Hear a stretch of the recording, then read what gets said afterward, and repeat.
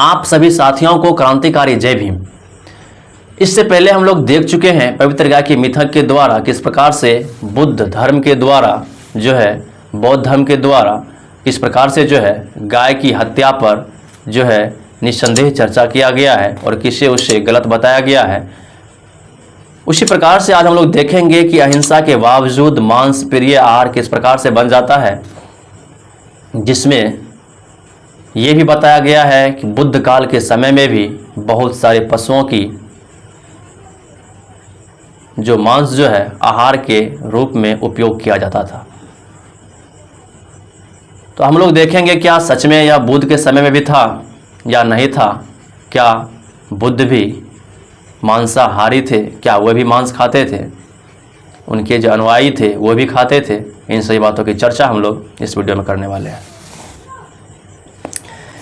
यज्ञ अथवा आहार के लिए पशुओं के वध के प्रति बुद्ध के विरोध के बावजूद प्रारंभिक पाली पाठों में गोवध के बहुत से उल्लेख मिलते हैं। यज्ञ अथवा आहार के लिए जो है साथियों पशुओं के जो वध था उसके प्रति जो है बुद्ध जो उसका विरोध किया था, उसके बावजूद भी प्रारंभिक पाली पाठों में जो है बुद्ध का भाषा था पाली, उसी में उसे लिखा जाता था। वध के रूप में उसका उल्लेख मिलता है। उदाहरण के लिए मध्यम निकाय में गौवध में दक्ष लोग तथा उनके अंतेवासियों का उल्लेख करने वाली उपमाओं का उपयोग बार बार किया गया है।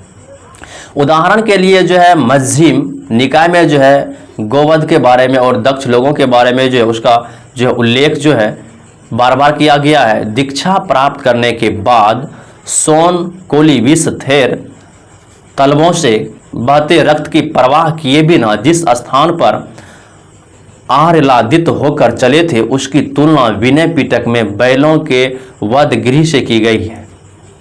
दीक्षा प्राप्त करने के लिए इस प्रकार से जो है सोन कोली शिव कोली विष थेर जो था रक्त की परवाह किए बिना जो है उन्होंने जो बैलों के वध गृह किया था उसके बारे में चर्चा जो है विनय पिटक में किया गया है। सुत्त निपात में कहा गया है कि मृत्यु में वध्य गायों की तरह प्राणियों को अपना ग्रास बनाया। उसमें लिखा गया है सुत्त निपात में कहा गया है कि मृत्यु ने जो है वाद्य गायों की तरह जो है प्राणियों को अपना ग्रास बनाया। उसमें राजा इक्ष्वाकु की चर्चा है जिसने ब्राह्मणों की सलाह पर किए गए यज्ञ में सैकड़ों हजारों गायें बलि दी, जिसमें जो वर्णन किया गया है कि ब्राह्मणों के द्वारा जो है सैकड़ों हजारों गायों की बलि दी गई है। इस प्रकार बौद्ध पाठों से एकत्र किए गए साक्ष्यों से स्पष्ट दिखाई देता है कि गौ मांस सहित पशुओं का मांस खाना बुद्ध के काल में प्रचलित था। इस प्रकार जो है बौद्ध पाठों से एकत्र किए गए साक्ष्यों से स्पष्ट दिखाई देता है कि गौ मांस सहित पशुओं का मांस खाना बुद्ध के काल में प्रचलित था और धर्म शास्त्रों तथा गृह सूत्रों के आदेशों में उनका ठीक मेल बैठता है। उसके बाद जो धर्म शास्त्रों और गृह शास्त्रों के अनुसार से इसका ठीक मेल बैठता है। तो साथियों जो बुद्ध का काल था उस समय भी तो ब्राह्मण था ना, जब वो काल था तो ब्राह्मण था। तो ब्राह्मण जो था उस समय भी यज्ञ होता था। तो यज्ञ के समय जो है उस पहले से जो बलि प्रथा चली हुई आ रही थी वह जो है बुद्ध काल में भी चलता था। धर्म शास्त्रों तथा गृह सूत्रों में से अधिकांश वैदिकोत्तर पांग्य मौर्य काल के हैं और उनके हवाले हम पिछले अध्याय में दे चुके हैं।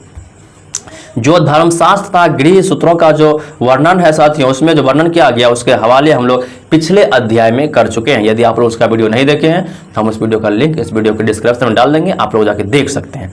यद्यपि स्वयं बुद्ध असंदिग्ध रूप से पशु बलि के विरुद्ध थे, लेकिन जो है यद्यपि स्वयं बुद्ध जो है असंदिग्ध रूप से पशु बलि के क्या थे विरुद्ध थे, तथापि कर्मकांड तथा आहार दोनों प्रयोजनों से पशु वध उनके काल में काफ़ी आम था।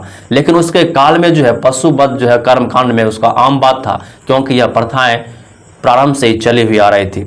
समकालीन जीवन का यह इतना प्रमुख पहलू था कि आम धारणा के विपरीत स्वयं बुद्ध तथा उनके अनुयायी भी मांस से परहेज नहीं करते थे।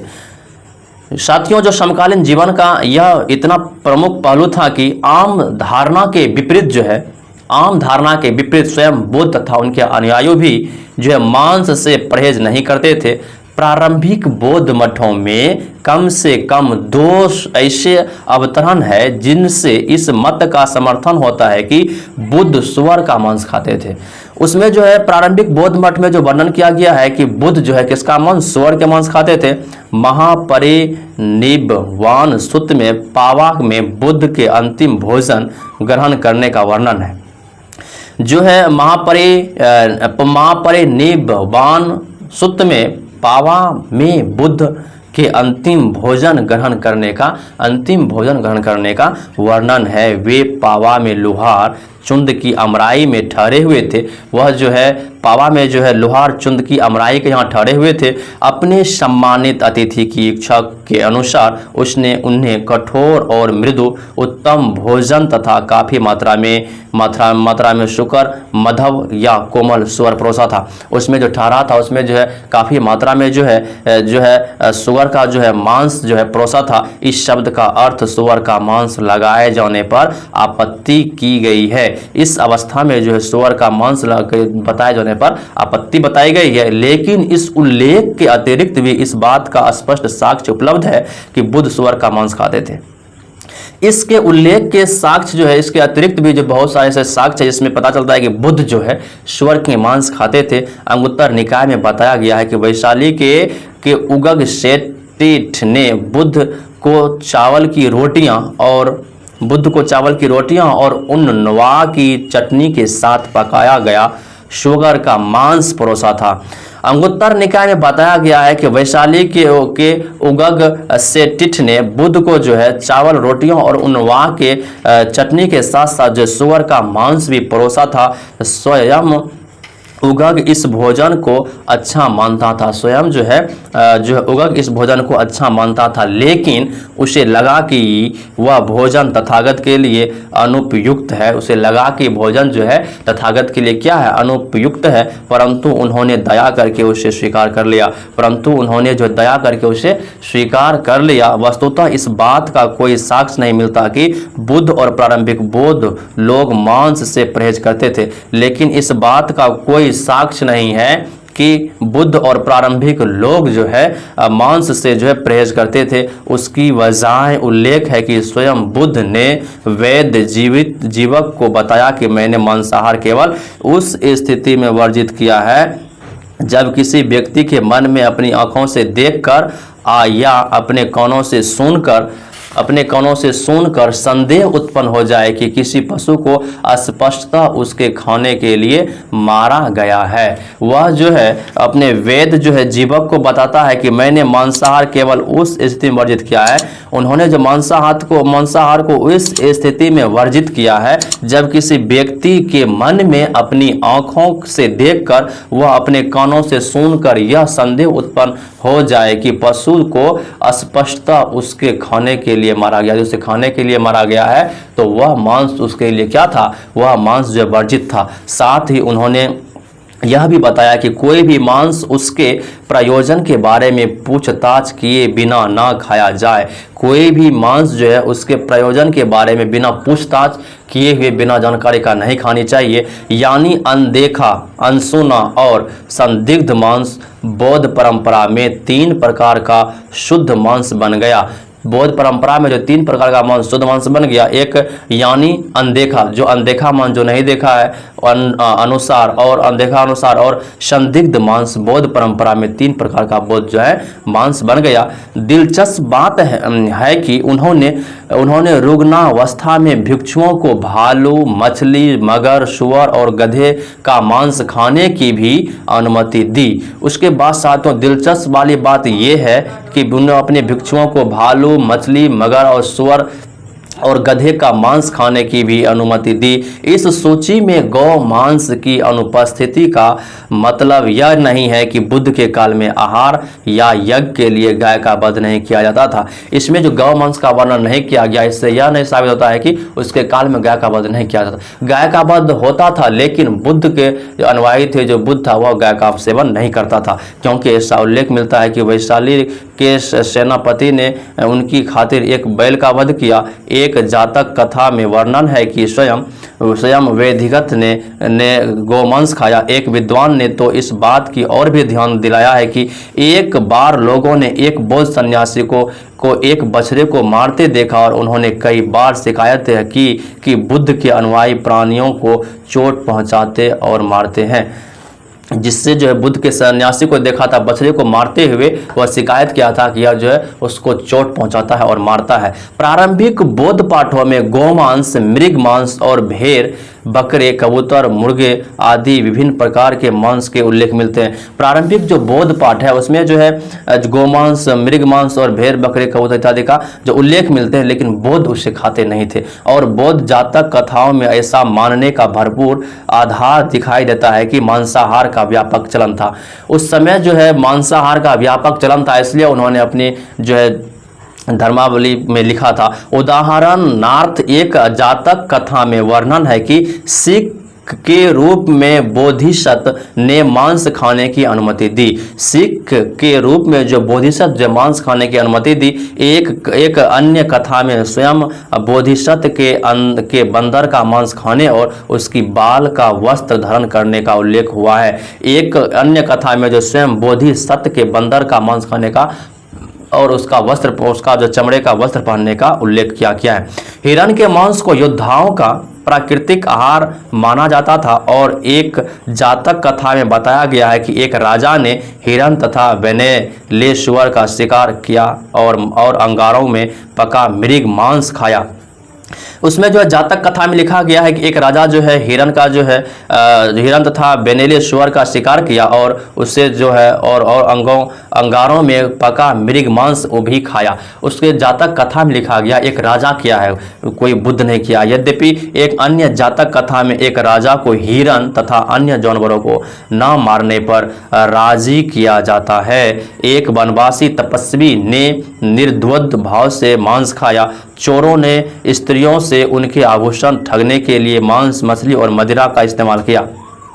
एक वनवासी तपस्वी के द्वैत भाव से जो मांस खाना, चोरों से स्त्रियों के द्वारा स्त्रियों का आभूषण छीनना, ठगने के लिए मांस, मछली और मदिरा पीना, और एक राक्षस के बनारस की एक स्त्री को फुसलाने के लिए उसे भात, मछली और मांस खिलाया। एक स्त्री को फुसलाने के लिए उसे भात और मछली खिलाया। मांस सामान्यतः स्वादिष्ट आहार के रूप में खाया जाता था। मांस जो है अधिकतर जो स्वादिष्ट आहार के रूप में खाया जाता था और छिपकली को अच्छा माना जाता था। यद्यपि कौवे के मांस को भी बख्शा नहीं जाता था। उस समय जो कौवे के मांस को भी बख्शा नहीं जाता था, अभी भी खाता है। सुअर का मांस प्रिय आहार माना जाता था, ऐसा लगता है। इसलिए विवाहों में अतिथियों को भुना हुआ सुअर परोसा जाता था। इसलिए जो सुअर का मांस भी जो अति प्रिय था, क्योंकि विवाह में जो सुअर का मांस से परोसा जाता था। जातक कथाओं में चमड़े के बड़े बड़े थैले, रथों के साजों तथा परिव्रजकों के वस्त्रों, मिथिला में मांस की एक दुकान का, अन्य स्थानों में बुचरखानों तथा मछुआरों की मौजूदगी के उल्लेखों से भी प्राणियों के वध के चलन का निष्कर्ष निकाला जा सकता है। उस समय जो वध होता था, जो बुचरखाने था, मछुआरे था, इस सब से भी उसके जो है पशुओं के वध का जो है निष्कर्ष निकाला जा सकता है। तथापि विनय पिटक में उल्लेख है कि जब बुद्ध ने यह सुना कि दुर्भिक्ष और दुर्दिन ने भिक्षुओं ने हाथी, घोड़े, कुत्ते, सांप और बाघ का मांस खाया तो उन्होंने इन जानवरों को अखाद्य घोषित कर दिया। जब बुद्ध को पता चला कि कुछ जो है दुर्भिक्ष जो है कुत्ते का, घोड़े का, हाथी का, सांप का जो है और बाघ का मांस खाया तो उन्होंने उसको अखाद्य बता दिया। इसी प्रकार जब उन्हें मालूम हुआ कि पिया नाम की एक श्रद्धालु गृहिणी ने एक रुग्ण भिक्षु को अपनी जांघ का मांस परोसा, जिससे वह शायद अनजाने में खा गया, तो भगवान ने मनुष्य के मांस का भी वर्जन कर दिया। उसके बाद जो है इससे जो है अनदेखी में जो है उसके श्रद्धालु जो है उसे जो अपने जांघ का ही मांस खिला दिया, उससे भी वर्जित कर दिया। जातकों से पता चलता है कि सुनहला मौर भी, जिसके बारे में यह माना जाता था कि उसका मांस खाने से अस्थायी यौवन और मर्तत्व प्राप्त होता है, अखाद्य पक्षी था। यद्यपि ब्राह्मणीय पाठों में यह खाद कहा गया है। जो है सुनहरा जो मौर था, उसके मांस का उसका जो मांस था उसे भी ब्राह्मणों के द्वारा खाद्य बताया गया है। तो इस प्रकार से जो बुद्ध के द्वारा या उसके जो धर्म ग्रंथ है उसमें सूत्र पिटक हो गया, जात पिटक हो गया, इसमें जो बलि प्रथा के बारे में बताया था किस प्रकार से उसे खाया जाता था। तो मिलते हैं फिर नेक्स्ट वीडियो में। जय भीम, जय संविधान, नमो बुद्धाय, जय हिंद, जय मूल्यवासी।